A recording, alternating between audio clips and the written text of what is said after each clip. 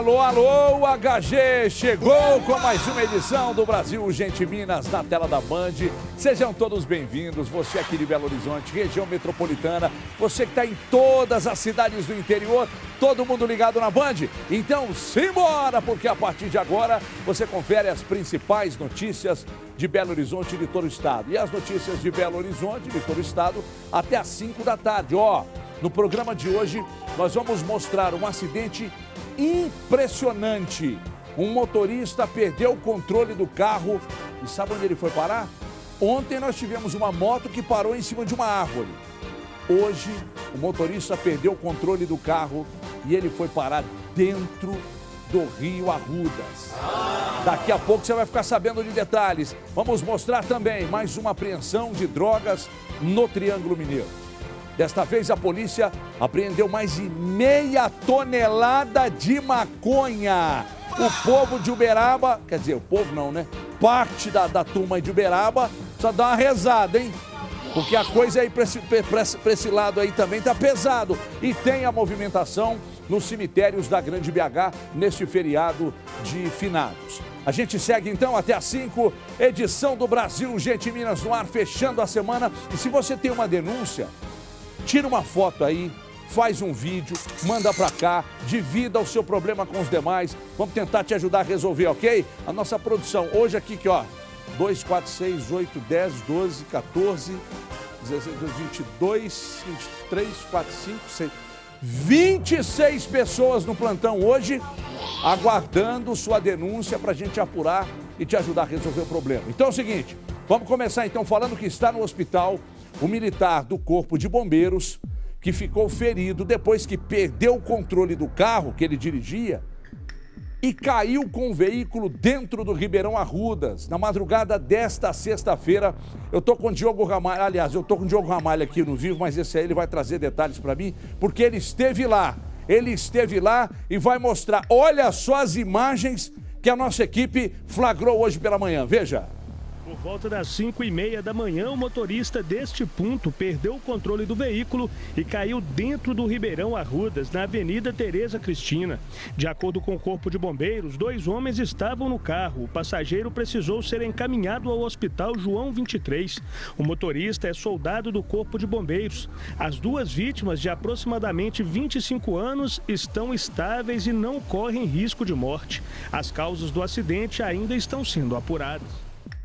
Mas peraí, eu tava olhando a imagem, deixa a imagem aí, deixa eu ver uma coisa. Como é que esse carro saltou aquele parapeito que tem ali e foi parar dentro do rio? Porque ali, você tá vendo aí, ó, você que tá em casa, preste atenção. Ali em toda a margem do Ribeirão Arrudas, tem um parapeito de concreto. Como é que esse carro voou e foi cair ali dentro do rio? Mas, olha, tá vendo só? E não é baixo. Aí em algumas partes você vê a grade, conforme a imagem mostra agora, né? Inclusive os soldados do Corpo de Bombeiros ali apoiados com a perna exatamente na grade. E na lateral de toda a extensão do Ribeirão Arrudas tem o parapeito. E ainda assim, esse carro voou e foi parar dentro do Ribeirão Arrudas. Pela altura, pelo impacto, pela velocidade, por tudo que aconteceu, o saldo é positivo, porque ninguém morreu. Mas é curioso como é que esse carro foi parar ali. É muito curioso. Vamos acompanhar as investigações para saber aí o que de fato aconteceu, hein? Porque eu vou te contar. A imagem é impressionante. O que me chama a atenção também é que eu não vi ali o parapeito quebrado, não vi grade. Pelo menos as imagens não mostram. Grades amassadas e tal, mas as 2 pessoas estão estáveis no hospital e a gente aguarda mais informações para divulgar aqui no Brasil, gente. Carro bateu então na mureta, caiu no Ribeirão Arrudas. Hoje pela manhã nossa equipe esteve lá e você vê agora aqui na tela do Brasil, gente. 4h05 é hora oficial do Brasil, sejam todos bem-vindos à edição do Brasil, gente, desta sexta-feira, feriado de finados em todo o Brasil. 2 carros pegaram fogo hoje dentro da garagem de um prédio ao lado de um hospital no bairro Serra, região centro-sul da capital. Eu vou agora para a redação de onde fala Diogo Ramalho, sempre um prazer, já que temos uma grande audiência na cidade de Juiz de Fora, né? Eu preciso que antes de qualquer coisa você mande um abraço aí, um beijo pra sogra e pro sogro, né, Ramalho? Tem que fazer uma média, né? E aí, Ramalho, tudo bem, Ramalho? Everton, tudo ótimo, um abraço pra você, boa tarde pra todo mundo, pro seu Chico, Dona Maria do Carmo em especial, é claro. Coisa linda, rapaz. Fazer uma médiazinha. Lógico, Afinal de contas, entregaram nas suas mãos aquilo que eles têm de mais importante, né? É verdade. A Sabrina, aliás, um beijo na Sabrina. Ó, deixa eu contar uma coisa pra você. Beijo também pro seu Candinho e Dona Valdete, né, Ramalhão? Sempre, né, Everton? Sempre, sempre, sempre. Ô, Ramalho, me conta detalhes aí desse incêndio. O que aconteceu? Será que foi criminoso isso aí, Ramalho? Olha, Everton, o Corpo de Bombeiros ainda não sabe informar quais foram as causas desse incêndio. Foram necessários aí 5 litros de água para conter as chamas nos 2 veículos. Não, 5 litros não, 5 mil litros, perdão. 5 litros eu tomo na virada. É verdade, para conter as chamas nos 2 veículos, que eram uma Mercedes e um Opala. Opala, então, deve ser de algum colecionador. As chamas não invadiram os apartamentos, foram contidas antes e, graças a Deus, ninguém se feriu, Everton, mas foi um grande susto. Ô, Ramalho, mas aqui, ó, tô vendo aqui um Opala e a Mercedes também. A Mercedes não é nova, parece de carros de colecionador, hein? Exatamente. Os dois, né, Ramalho? Os dois. Porque aí, ó, um Opala mais antigão, aliás, eu sigo algumas contas no Instagram, eu gosto muito de carros antigos. Tem esse Opalão aí que é maravilhoso e a gente está vendo também a Mercedes que está ali ao lado. Então 2 carros que me parece que são de colecionador. Agora é um baita de um prejuízo, hein, Ramalho? Porque quem coleciona, o valor sentimental que tem num produto de colecionador é um negócio imensurável, né, Ramalho? Com certeza, e acaba também, acho que, subindo o próprio valor do veículo, porque quem compra esse carro não sou eu nem você que não colecionamos, né, Everton? Vai de colecionador para colecionador e, portanto, não é algo barato, né? Normalmente sim. E agora, mesmo que fiquem bem recuperados, todo aquele valor conquistado há décadas, porque pessoas que gente, as pessoas que colecionam, elas pagam muito caro nesses carros, muito caro. Por vezes você compra, só para se ter uma ideia, uma Mercedes antiga, por vezes ela custa mais do que uma Mercedes nova, dependendo do modelo. Então, nesse caso aí, agora mesmo que fiquem bem recuperados, obviamente que o valor, despencou. E teve um dos carros ali, Ramalho, eu não sei se é o Opala ou a Mercedes, a imagem mostra, ele ficou muito destruído. Muito destruído. Tem uma imagem, é a Mercedes, olha lá, do lado esquerdo ali é a Mercedes. Essa sim ficou muito destruída, então um baita de um prejuízo, ao que parece, né? Ao que parece, para esse colecionador aí. Daqui a pouco eu volto lá da redação, continuo com Diogo Ramalho, daqui a pouco tem Luciana Viana também, nesta edição de sexta-feira, mais uma vez agradecendo a grande audiência. Ô André, hoje merece pedir os abraços do povão, né, André?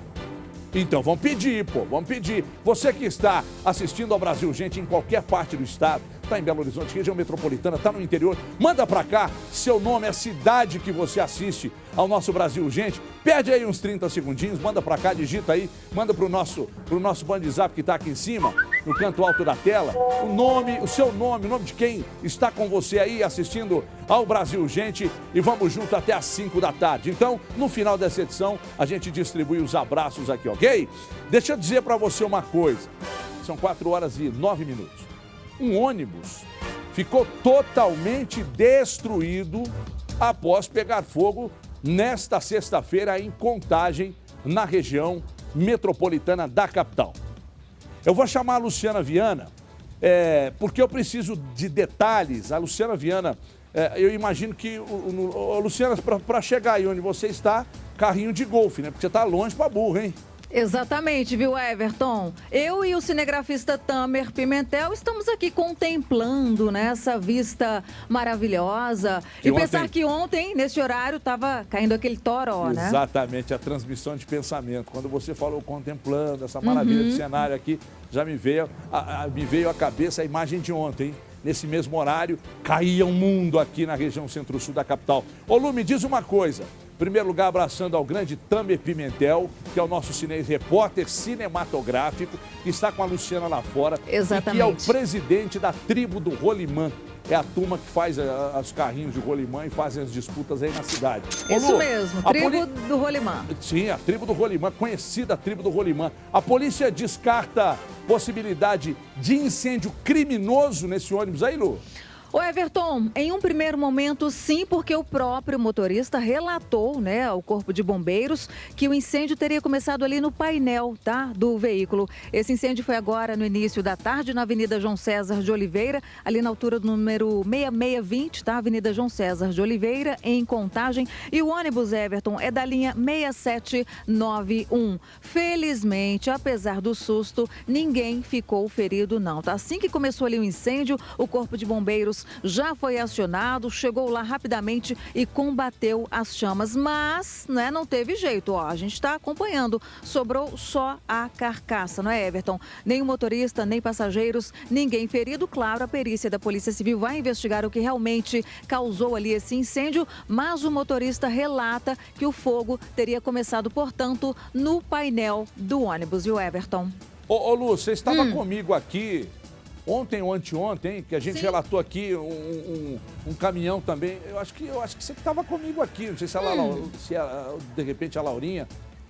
Um caminhão que também começou pegando fogo no painel, estava carregado de madeira, e aí rapidamente o motorista pulou do caminhão. É a Laura, o André está me dizendo aqui que era a Laura que estava comigo aqui. E o motorista pulou do caminhão e aí acabou queimando esse caminhão todo e tal. Começou também no painel. E há alguns dias também, Lu, nós relatamos aqui, destacamos para o telespectador de casa uma outra ocorrência de incêndio também, que começou no painel de um outro caminhão. É o terceiro em menos de um mês que a gente destaca aqui no nosso Brasil Urgente Minas. Daqui a pouco eu volto com você aí de fora, Lu. Combinado, então. Até porque, atenção, deixa a Lu comigo na tela, porque o André Salles acaba de me passar uma informação importante aqui. Então você, ô André, alerta meteorológico da Defesa Civil.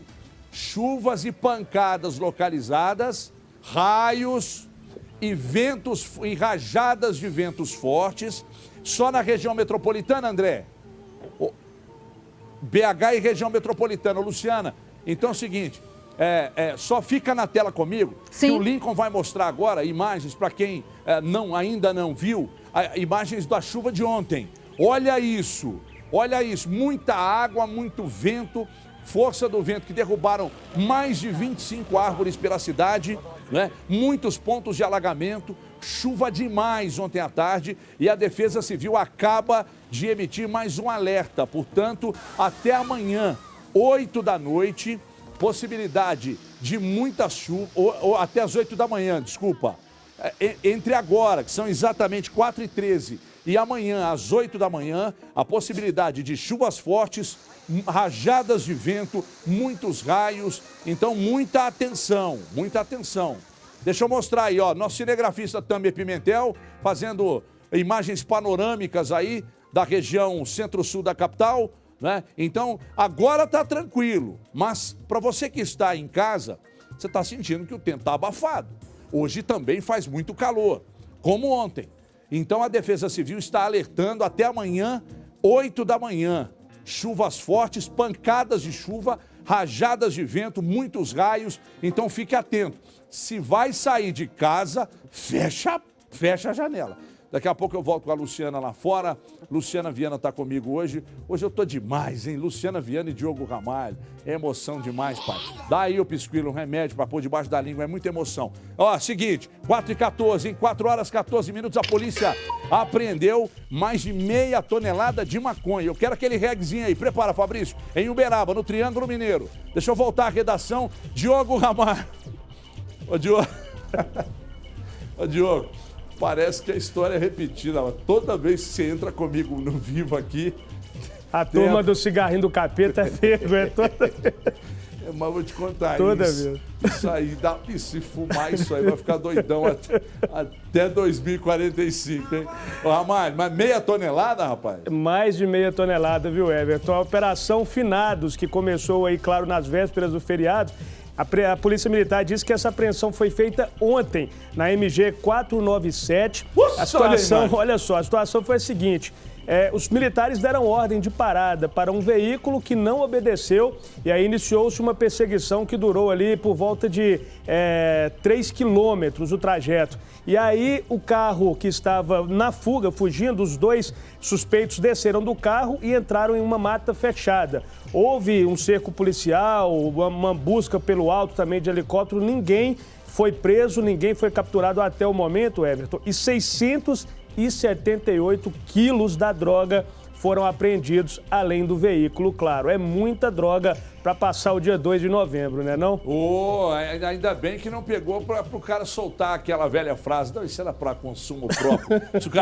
se o cara consumir isso aí tudo, honestamente, né? Eu vou te contar, vai ficar doidão até 2045. Isso aí, agora, Everton, que você está vendo nas imagens, são 848 tabletes, onde é que a droga foi toda, né, embalada. É engraçado, tá achando que você era um milheiro de tijolo, ou de tijolos lá de São José dos Salgados. Olha lá, tá tudo lá empilhadinho, rapaz. Tá parecendo doce de leite aí também. Tá mesmo, tá parecendo umas barrinhas de doce de leite lá de São Gonçalo do Pará e tal. Que beleza. Então, belo trabalho da polícia, né, da polícia do Triângulo Mineiro. Parabéns aí à polícia, a gente sabe que o pessoal sempre se liga aqui no nosso Brasil Urgente. Então, parabéns aí à polícia, né, tirando primeiro, não tirou os caras de circulação, mas daqui a pouco vai achar. É questão de dias para achar. Mas tirando, obviamente, né, do mercado da droga, 6 tonelada de maconha que dá para fumar e ficar doidão umas 3 décadas para frente.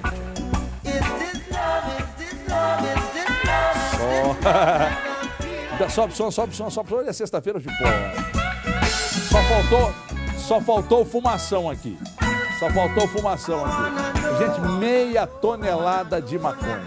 É maconha mas é maconha para ficar doidão até 2045. Aliás, até bem mais para frente, de 2045.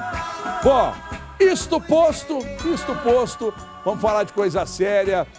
Eu preciso dizer para vocês que a Copasa faz o reparo de uma adutora que se rompeu no bairro Gutierrez. Afonso Alberto, não vai tomar banho hoje, hein? Região Centro-Sul aqui da capital, e deixou moradores sem água.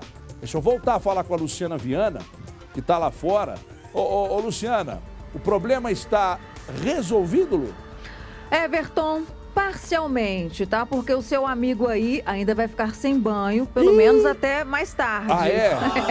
A previsão da Copasa é que o abastecimento de água volte ao normal gradativamente ao longo, né, desta tarde até a noite, tá? 10 bairros sem o abastecimento de água. Essa adutora, Everton, ela se rompeu ontem à tarde lá na rua, deixa eu olhar aqui, só confirmando, é a rua André Cavalcante, tá? A gente estava apurando aqui agora, é a rua André Cavalcante, no trecho entre a rua Oscar Trompovski e a Avenida Francisco Sá, tá? De acordo com a Companhia de Saneamento de Minas Gerais, a Copasa, não é? 10 bairros, então, tiveram o abastecimento de água prejudicado. O Everton, hoje, por volta das 9h20 da manhã, nossa equipe passou por lá, todo o quarteirão já estava isolado, tá? As equipes, enfim, funcionários da Copasa já lá no local trabalhando.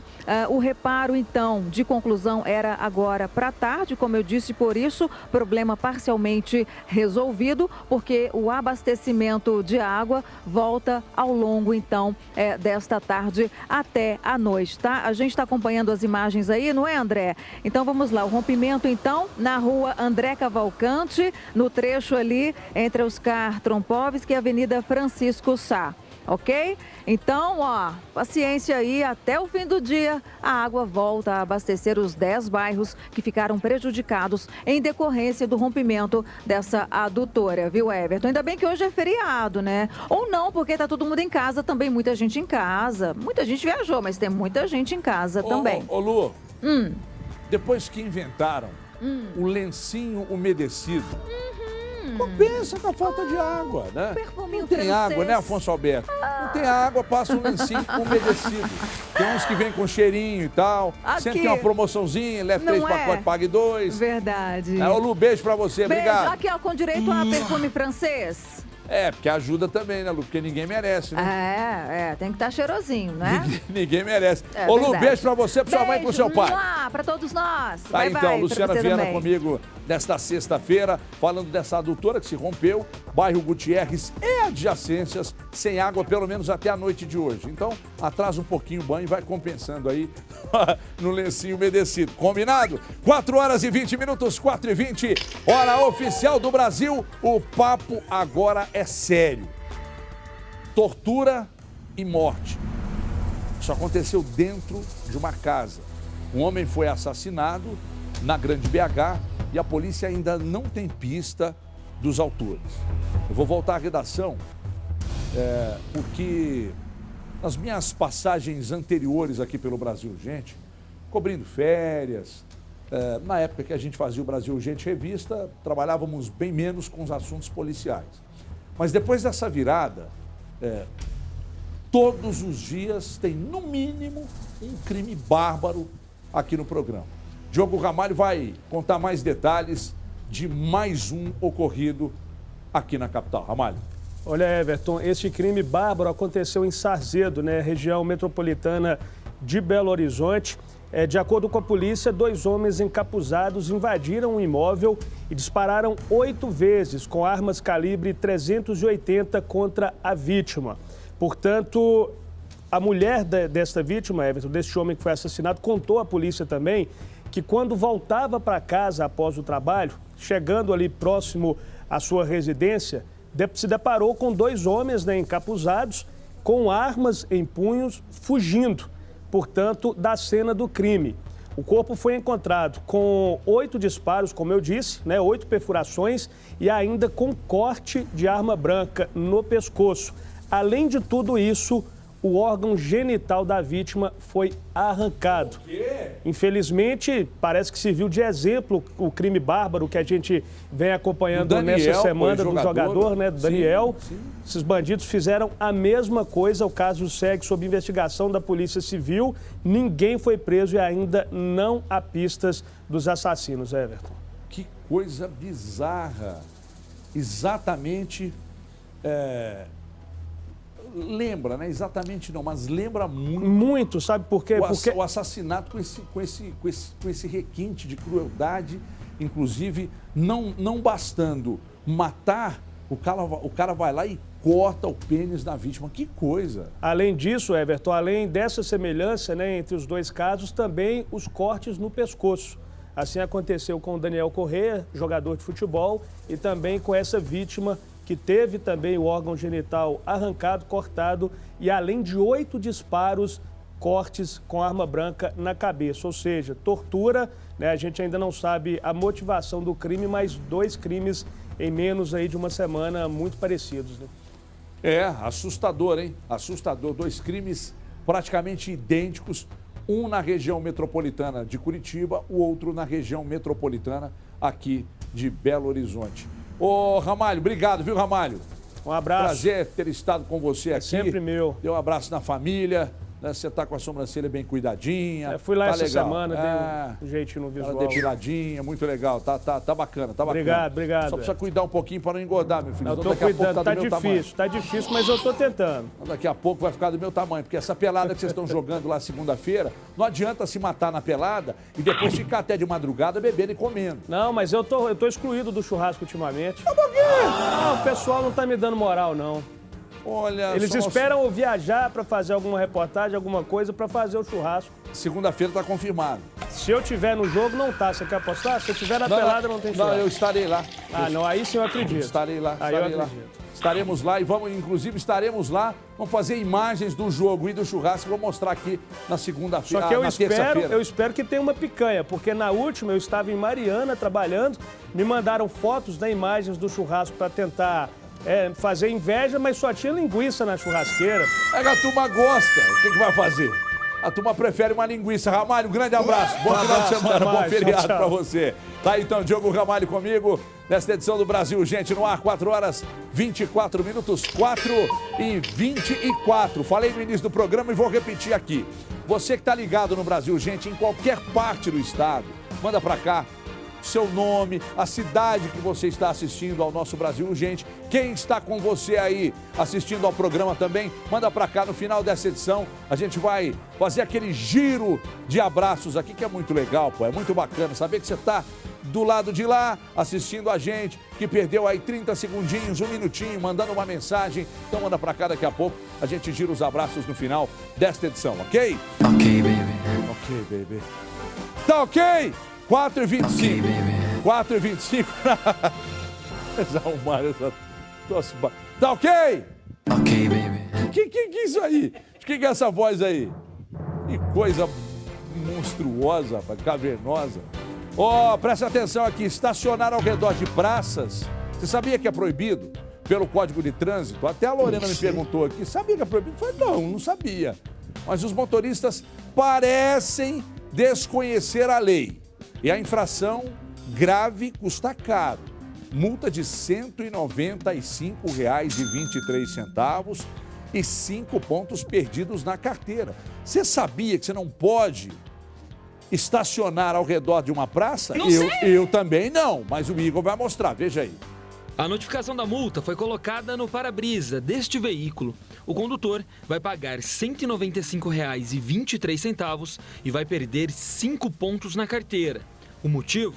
Parou no entorno de uma praça. É proibido parar aos arredores de praça pública, jardim, gramados públicos. É proibido pelo Código de Trânsito Brasileiro. E detalhe, Igor, independentemente de haver ou não uma sinalização proibitiva, a própria lei por si só já proíbe. As praças se enquadram como um jardim público e nestes locais não é necessário a sinalização por placas. E é aí que muita gente não se atenta. Esse é um mito dos nossos condutores de achar que eu só devo procurar placa que proíbe. Na verdade, a própria lei, a maioria das infrações proibitivas de estacionar já vem na própria lei.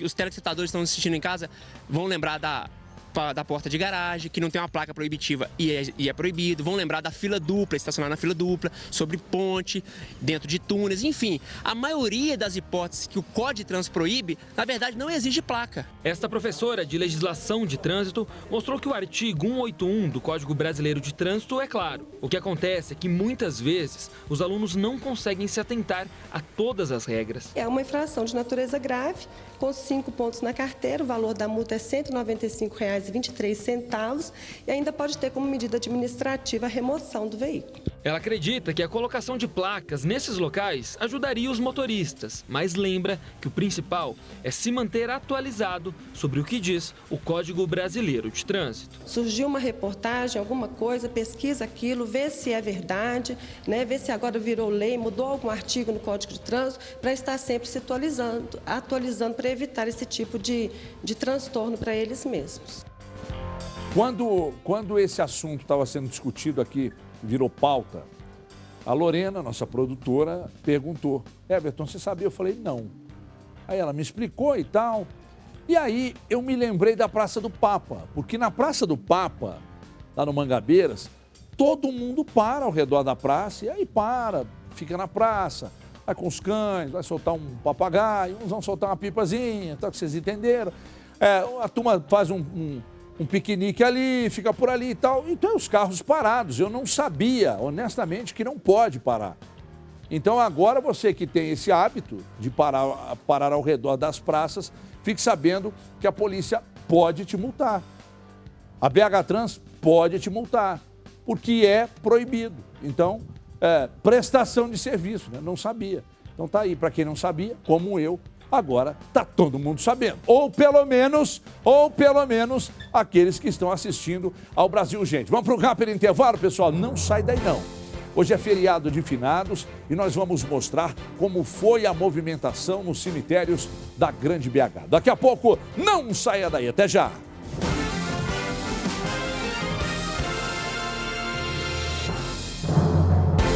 De volta com o Brasil Gente Minas, sexta-feira, feriado de finados, 4h34, hora oficial do Brasil. E se hoje é feriado de finados, os cemitérios de Belo Horizonte e região metropolitana registraram uma grande movimentação. E a gente mostra exatamente agora, e desde o início da manhã de hoje, obviamente, e a gente mostra a partir de agora que, segundo a Prefeitura, aqui na capital, 100 mil pessoas eram esperadas nos 4 principais cemitérios da cidade. Laura França conta agora, veja. Um dia de olhar para o céu. e é dele que caem pétalas de rosas em celebração ao Dia de Finados. Para quem visitou um cemitério pela primeira vez em um dia 2 de novembro, foi uma grata surpresa se deparar com as flores jogadas por um helicóptero. É muito emocionante, sabe? Meu pai foi enterrado assim recente e acho que a gente sofre menos, sabe? Muito lindo, lindo, maravilhoso. Eu não esperava que ia ver isso, mas foi demais. A novidade para alguns, na verdade, é tradição no Parque Renascer, necrópole particular em Contagem, na região metropolitana. 30 mil pessoas devem passar pelo local durante o dia. Há 17 anos já existe essa chuva de pedra, nós executamos ela, que é uma forma de estar homenageando tanto os familiares que vêm visitar os seus falecidos, quanto os próprios falecidos que estão sepultados no Renascer. E falando em tradição, o cemitério do Bonfim, que fica na região noroeste e é o mais antigo da cidade, também recebe vários visitantes que aproveitam para cuidar de túmulos e relembrar a história da família. Quem que está aqui? Tá meu marido Elair, tá meu filho Helder, minha mãe Nair, tia Rosa e meu sogro. Muita saudade, né? Só a saudade que fica. Eu venho visitar o corpo dos meus pais e minha tia. Eu trago flores e durante todos os dias do ano, nas minhas orações, eu lembro deles. Mais de 100 mil pessoas devem passar pelos cemitérios municipais de Belo Horizonte no dia de hoje. E este ano, a Prefeitura, com uma nova organização, busca trazer mais tranquilidade aos visitantes. Hoje não está tendo problema de congestionamento dentro do cemitério, contratempos que aconteceram no cemitério ano passado, com aqueles meninos que ficam aqui dentro pedindo aos munícipes para limpar. Esse ano nós impedimos a entrada de quem não está credenciado. Por quê? Porque existem zeladores aqui, que estão aqui o ano inteiro, que pagam a outorga, que estão qualificados, e que eles é que têm o dever e o direito de estar prestando esse serviço. E para prestar apoio à população e esclarecer dúvidas sobre titularidade de jazigos, agentes ficaram à disposição nos 4 cemitérios da Prefeitura, onde mais de 20 missas foram realizadas durante todo o dia. A missa é mais importante, porque a gente está fazendo uma ligação entre a gente e Deus. E fazendo os pedidos, pedindo pelas almas deles. Que Deus abençoe, que Deus encaminhe na eternidade, porque a nossa vida é uma passagem aqui. Olha, já que o assunto é o feriado de finados, nós preparamos aqui uma matéria para mostrar para vocês que morrer custa muito caro. Uma pesquisa feita aqui na capital apontou uma grande variação nos valores dos serviços funerários. Os preços do túmulo, por exemplo, chegam até a R$28 mil. Na emoção do momento, os consumidores muitas vezes não pesquisam, aceitam qualquer preço e, obviamente, contam com o oportunismo das empresas que fazem, naturalmente, esse tipo de negócio. Igor Calian mostra agora, veja. Quando a avó de 84 anos teve algumas complicações, a Marcela decidiu pagar por um plano funerário. Já é um momento super difícil e o mercado vem e te explora ainda mais o seu momento de dor e tal, zero compaixão. Então eu pensei, eu vou buscar uma alternativa de tentar me programar, correndo o risco de que isso não desse certo, porque se ela viesse a falecer, o pagamento teria que ser integral e imediato. E uma pesquisa do mercado mineiro mostrou uma grande variação nos serviços funerários. Um túmulo, por exemplo, pode variar de 434 até R$28 mil. Uma urna, dentre as mais baratas, vai de 280 até R$2.400. A média de preços de um serviço funerário completo, com os menores preços, é de R$1.910. Valor acima da média feita no ano passado. É verdade que ninguém gosta de falar ou pensar sobre a perda de algum amigo ou parente. A morte é um momento muito difícil, mas é necessário planejamento. O pagamento de um plano funerário, por exemplo, pode fazer com que você economize muito dinheiro. Tem o translado, para a funerária, tem o tratamento do corpo, que é definido definido como tanatopraxia, né? Tem a ornamentação, a urna, coroa de flores. Então, assim, a gente consegue, com o plano funerário, né, perfazer todos os itens, né, necessários para que a gente possa prestar esse serviço para a família. De acordo com o Eduardo, tem crescido cada vez mais a procura por planos funerários. Ele lembra que a variação dos preços dos serviços variam de acordo com o pedido do cliente. Dentro de um plano funerário, por exemplo, ele vai pagar R$ 28,00 no mínimo, né? É o nosso mais barato, para a família dele toda, né? Agora, se ele vier até aqui e não tiver um plano, ele vai pagar aí em torno de R$ 2.500, R$ 3.500 por aí. A Marcela já decidiu. Assim que acabar de pagar o jazigo, vai fazer um novo plano funerário. Eu já vi tanta confusão na época que ocorre um falecimento, de famílias brigar, como é que vai ser, não tem dinheiro, como é que enterra. E é esse momento que eu não quero vivenciar quando a gente tiver que passar pela dor, que seja apenas a dor da perda e não a dor do bolso.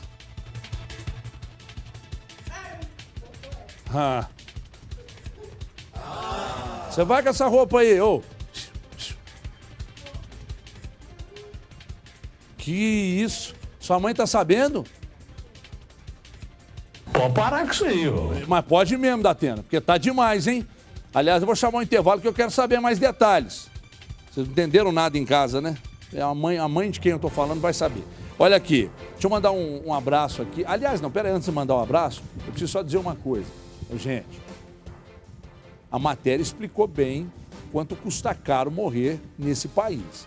No momento do desespero, muitas empresas oportunistas aproveitam desse desespero. Você tem tempo, você corre contra o tempo, você corre contra o relógio, não é?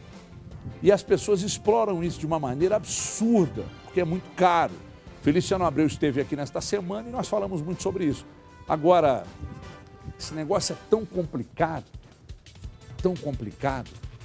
tenta abrir uma funerária aí na sua cidade.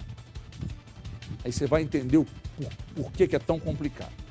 Você abre uma padaria, você abre uma mercearia, você abre uma pizzaria, você abre uma farmácia, mas tenta abrir uma funerária. Vamos para um rápido intervalo, daqui a pouco, atenção, hein? Rápido intervalo, daqui a pouco vamos falar sobre Enem. É isso mesmo, o assunto é Enem. O primeiro dia de exame vai ser com horário de verão. Então fique atento, a gente fala disso na volta do intervalo. Até já!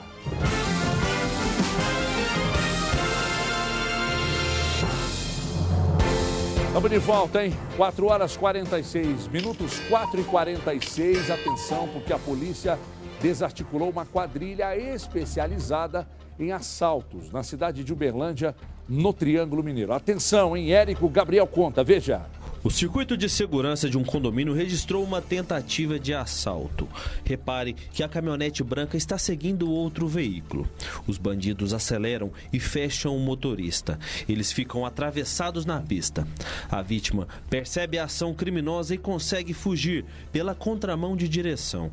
Os assaltantes em seguida desistem de cometer o delito. A caminhonete usada na tentativa foi roubada no dia 28 de outubro no bairro Jardim Caraíba. As imagens foram usadas pela polícia para identificar a quadrilha. Foram 4 roubos que foram levantados, em que esses 3 autores estavam utilizando esse veículo, e na data de hoje teve um roubo de uma Hilux SW4. Os militares encontraram no estacionamento de uma faculdade no setor sul de Uberlândia a caminhonete que havia sido roubada. Ao lado dela, o veículo utilizado para cometer o crime. Foi aí que a Polícia Militar montou uma operação. Foram aproximadamente 6 horas de espera, até que os 3 suspeitos foram buscar os automóveis. Nesse momento, os militares realizaram a abordagem. A ação dos militares foi registrada por alunos da faculdade e, em seguida, publicada em redes sociais. As 2 caminhonetes recuperadas pela Polícia Militar foram apreendidas e serão devolvidas para os donos. Os 2 assaltantes detidos são menores, de 14 e 15 anos. O integrante da quadrilha que fugiu foi identificado pela PM. É um adolescente de 16 anos. Na casa de um dos menores, a Polícia Militar encontrou cerca de R$ 1.500 e um documento falso. Com todas as informações em mãos, a polícia acredita que mais pessoas estão envolvidas nesses crimes. Vocês se ligaram aí, né? 14, 15 e 16 anos. 14, 15 e 16 anos. Os caras roubando carros, tocando o terror. 14, 15, 16 anos. Zero de medo do que pode acontecer se forem presos, eles não serão apreendidos. Não vai acontecer nada daqui a pouco, tá de volta ao mundo do crime. E se nessa idade já tem essa ficha, imagina daqui a alguns anos, hein? Se o Estado não segurar, hein? Se o judiciário não segurar, imagina só o que vai virar isso aí, esses bandidinhos aí daqui a alguns anos. Porque com 14, 15, 16, os caras estão roubando Outlander, SW4, hein?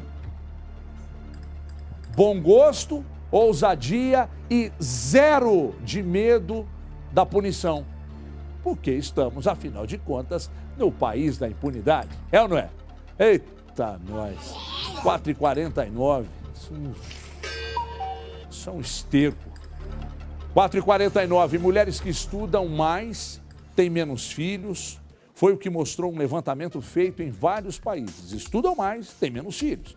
E quando saímos às ruas para conversar com as belo-horizontinas, foi fácil encontrar mulheres que adiam a maternidade e que estão decididas a ter apenas um filho. Veja!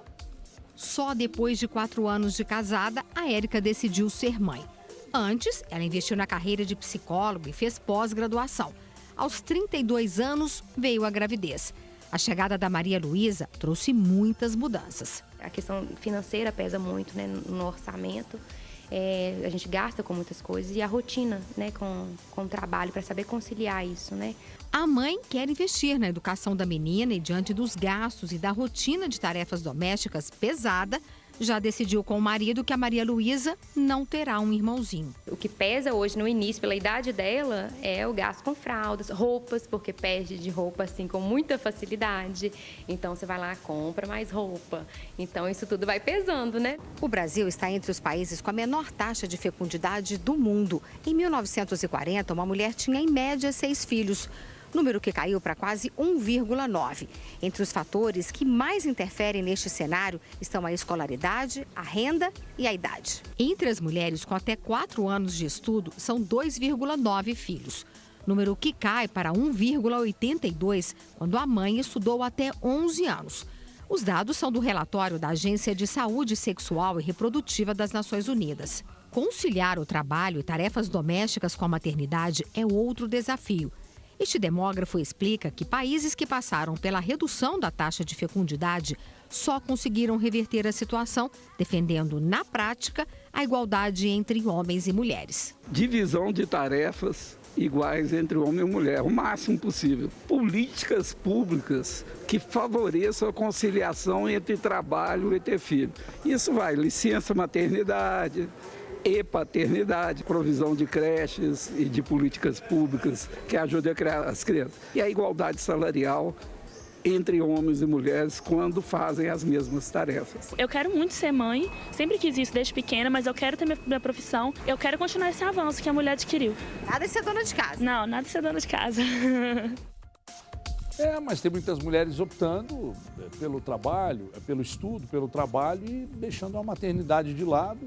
Perfeitamente aceitável. Por vezes existe uma cobrança também em cima da mulher. Não, você tem que ter filho. A mulher decide o que ela bem entender. Se quer ou não ter filho, ou se quer seguir os estudos e o trabalho e tal, deve se respeitar. Agora, vejo também que tem uma ligação direta com a situação do país, né? A situação do país que não está nada boa. Domingo é um dia muito esperado para milhões de estudantes brasileiros que irão fazer as primeiras provas do Enem, o Exame Nacional do Ensino Médio. Além da novidade da aplicação em 2 semanas diferentes, neste ano os estudantes precisam estar atentos com o horário, hein? É que o horário de verão começa exatamente no dia 4, de sábado para domingo. Chama a atenção aí, Ramalho. Sono.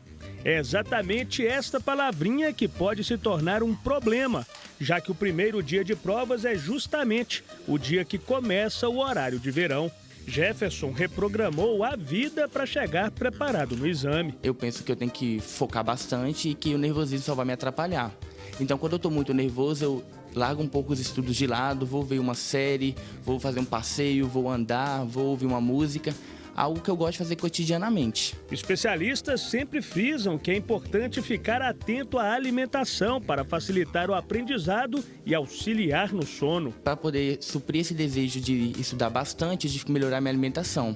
Almoçar no horário correto, com alimentação rica e com bastante qualidade, porque senão o corpo cansa muito, né?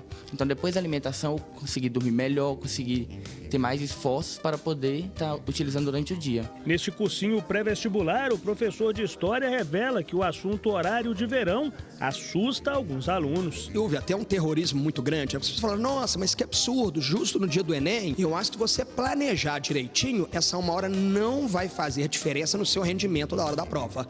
É 1 hora só. Ou você dorme 1 hora mais cedo, ou 1 horinha de diferença em um dia só não vai te comprometer.